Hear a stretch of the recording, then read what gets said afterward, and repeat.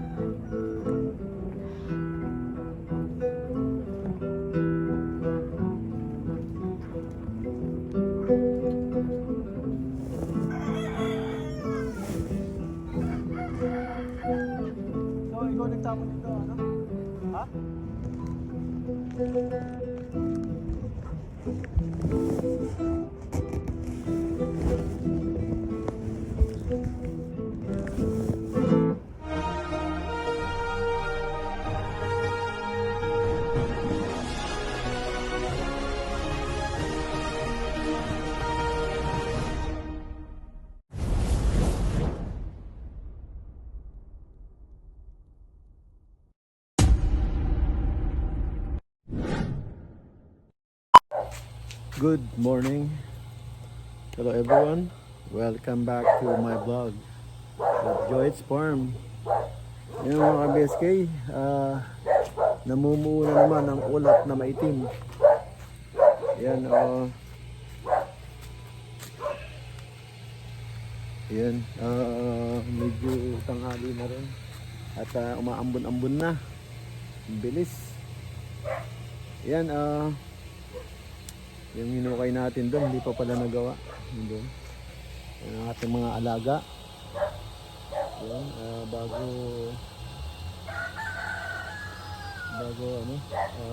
tawag to. Bago umulan na masilip natin. Bigay ko na kaya yung yan, meron tayong natitirang balot na saging, bigay natin ayan, at ipapa-harvest na yata yung palay. Nag-harvest na dun sa dulo.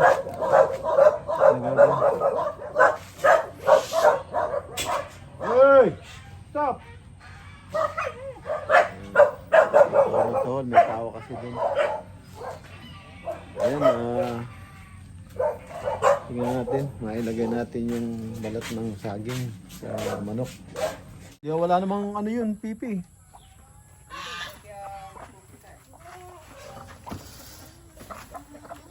Ayan mga ka-BSK, ito yung mga manok natin. Puro inahin.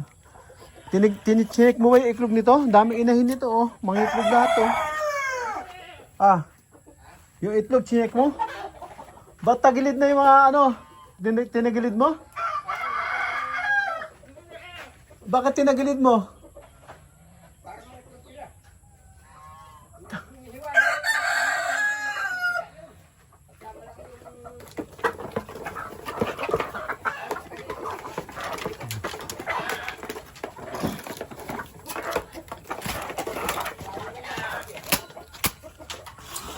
Yung mga ka-BSK, tataba, tataba ng malaki.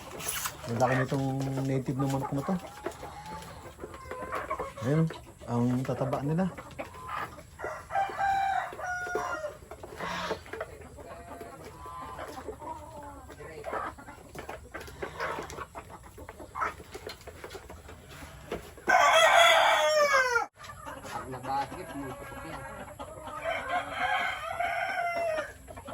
Lagyan mo ng net dito para hindi tataihan yung ayun, nalayo siya sa net, Dito, lagyan mo ng net dito.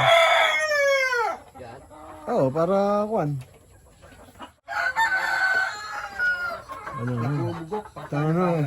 Ano kaya to? Paano to? Di malamig sa ilalim yan. Hindi. Nagpas ng 12 to. Oh, yan. May nangingitlog dyan. Ay, dapat wag mo dapat hindi nalagpas ng 12. Hindi. Lang. Pero nangingitlog pa rin siya. Diyan pa rin Kaya nga, sa isang pugad, hindi mo pwedeng palagpasin ng 12 dahil hindi na niya maupuan yun. E di lilipat doon sa kabila. Pag 12. O pag iwalayin mo, huwag mong palagpasin ng 12. Kasi wala, hindi naman malilim naman yan sa dami nun. Kasi pag may naglilimlim, umaakit pa yung iba. Nangingitlog pa rin. Doon pa rin. Sa naglilimlim. Kaya sabi ko bakit hindi ano to. Kailangan dito pag may naglilimlim, ilagay natin sa isang limliman talaga eh. Alisin mo yung iklog, huwag kang magtatapon ng iklog dito. Tutukain nila yan, kakainin nila yan.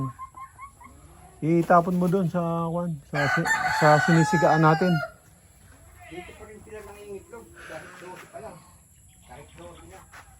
Oh, alisin mo. Hililipat ko eh. Lahat ng bago alisin mo, ilipat mo doon sa konti. Sa ibang pulo.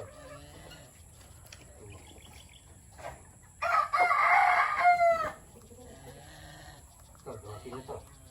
Bukas madadagdagan na naman. Hindi, alisin mo. Anihin mo, lagay mo sa refrigerator. Yung Lahat ng sobra sa 12, alisin mo. Kasi kaysa masira lahat, hindi natin pakinabangan. Kumuha ka na lalagyan. Kunin mo na yung mga iklog na ilagay mo sa refrigerator. A few moments later. Eh mga ka-BSK,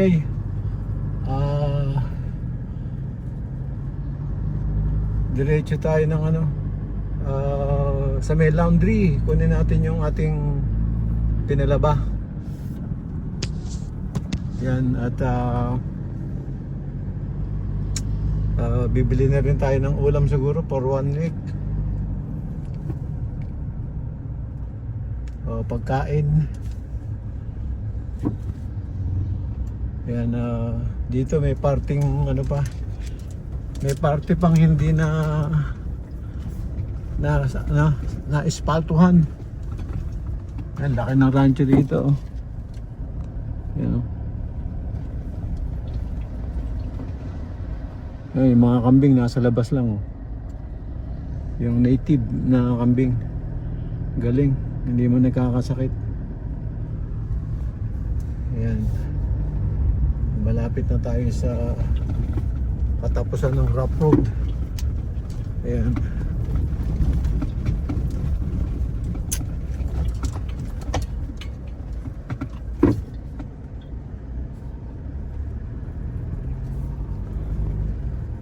Yan, may palaisdaan dito. Yan, palaisdaan yan, dyan sa tabi. Palaisdaan. Pero parang hindi naman mini-maintain. Yan, palaisdaan yan. Yan, tas puro Padre Cacao. Yan. Ayan, concentrate tayo dito. Padiretso na tayo ng laundry sa may Magsaysay National Road ng Castilleos. 346 minutes later.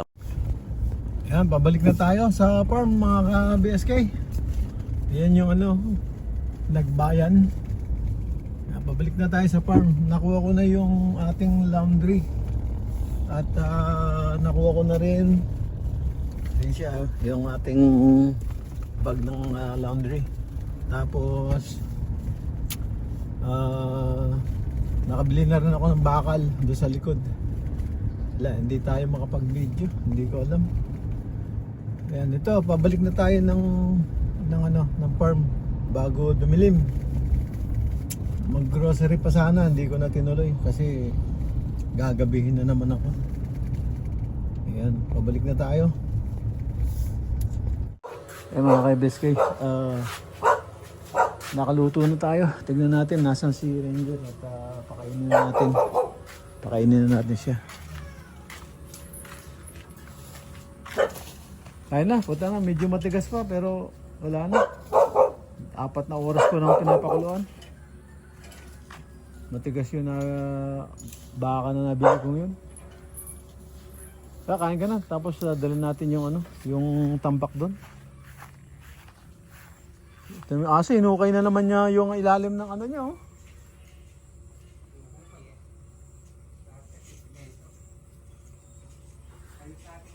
Ayan po. Ha? Hindi nagbuhukay yun eh. Palit natin. Nag-ukay din yan. Hukay din yun dyan. Hindi, kailangan kailangan ma-welding to para hindi siya makapasok.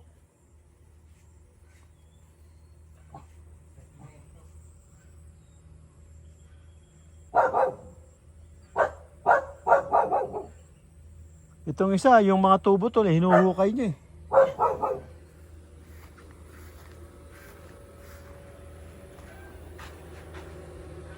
Yun, so, tambak. Ang daming gagawin. Tapos mag-welding. Tapos matapos na yung matapos na yung tawag dito. Itong ginawa namin tapos ito, didiretso rin namin yung stirrup. Makagawa na kami ng poste para mabuhusan na. At ito yung welding machine, pina-under ko na kasi tagal bago umandar. Yan.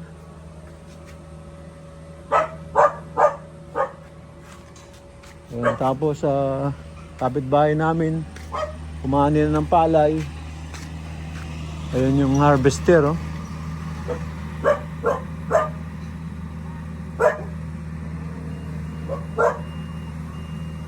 Ayun yung harvester, oh. Walang daan eh.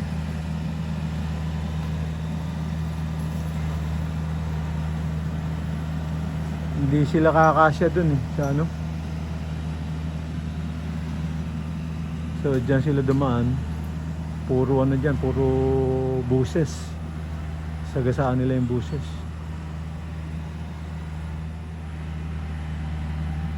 Yun anihin din nila tong kabila. Yan aanihin din nila tong palay sa kabila. Wala na, naanin na nila. Ay hindi, dadaan lang. Wala na, naanin na yung bandaro na lang.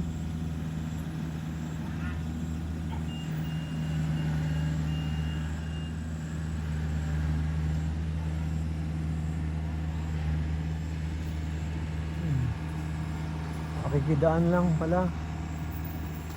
Ay, nakidaan doon. May mga kalabaw. Na sila? Happy na sila. Marami silang kakainin. Wala nang tanim. Yan, yung kapitbahay natin. Nag-harvest na ng mga palay nila. Kailangan makakausap tayo ng isa sa kanila na makabili tayo ng palay.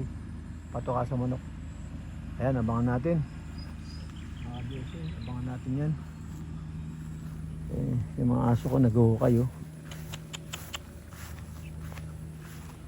Naghuhukay yung mga aso ko. So yun, nakakot na nila yung doon galing yun yung harvester yun meron pang natira. Nag-harvest sila doon. Yan, ayun yung nagakot ng palay nila. Yan, yung traktora. Hatak-hatak yung palay. Yan.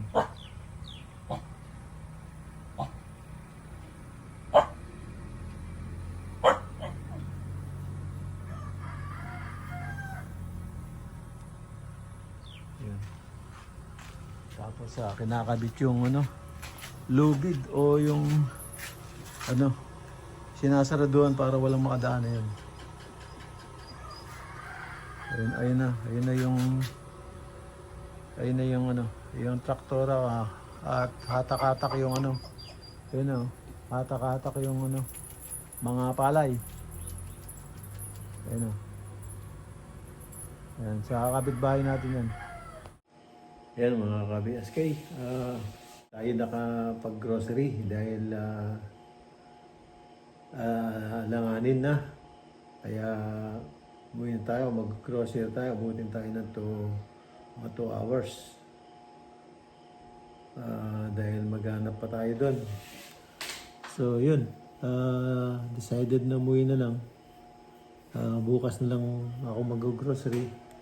At para makabili din ng isda doon sa Subic Market. Para may maiprito lang. Yun, kaya umuwi na lang ako.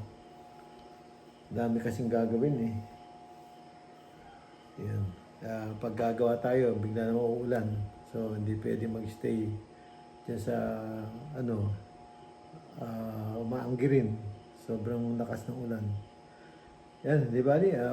Bukas, kita-kita tayo ulit sa susunod na upload. Yan. End up na po ako dito. Maraming po salamat.